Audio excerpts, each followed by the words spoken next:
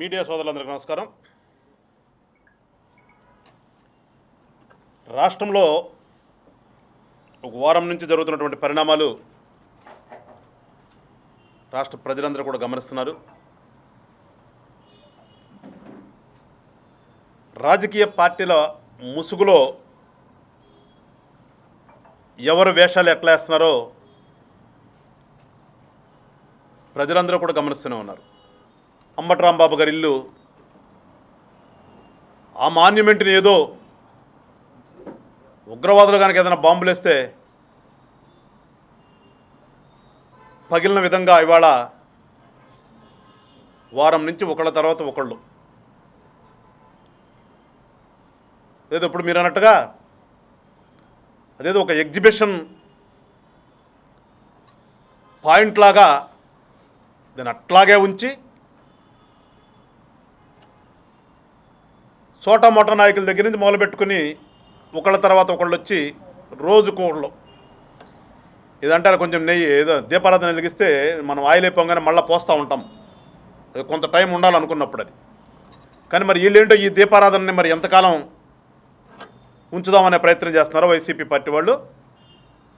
రోజుకు ఒకళ్ళు రావటం, ఆ పగిలిపోయినట్టును చూడటం, ఏదో నోటుకొచ్చినట్టు మాట్లాడతాం ఏదో ఒకటి. వచ్చిన వాళ్ళు ప్రతి ఒక్కళ్ళు మాట్లాడితే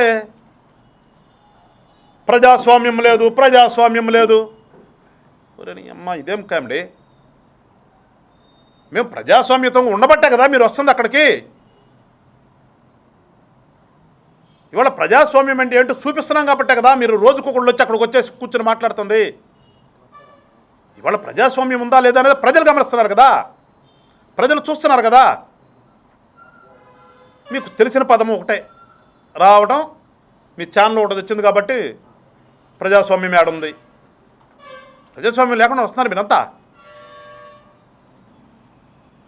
వాళ్ళు రోజా గారు వచ్చారు, ఎస్ పలకరించి ఇంట్లో వాళ్ళని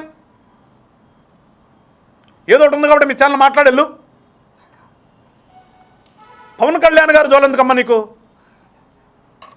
ఏం చేశాడు పవన్ కళ్యాణ్ గారు నిన్ను? ఆడుదాం ఆంధ్ర పెండింగ్ ఉంది, ఆవేశపడతావు ఎందుకు? వెయిట్ చేయి. మనం ఆడుదాం ఆంధ్ర కింద పెట్టి ఎన్ని కోట్ల స్కామ్ జరిగిందో ఏంటో వస్తుంది.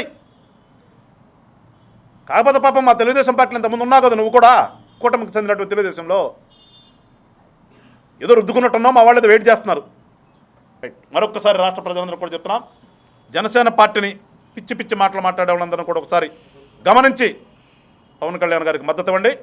ఆంధ్ర రాష్ట్రాన్ని అభివృద్ధి తీసుకెళ్తామని చెప్పేసి మీ అందరూ కూడా మాటిస్తూ జై హింద్, జై జనసేన.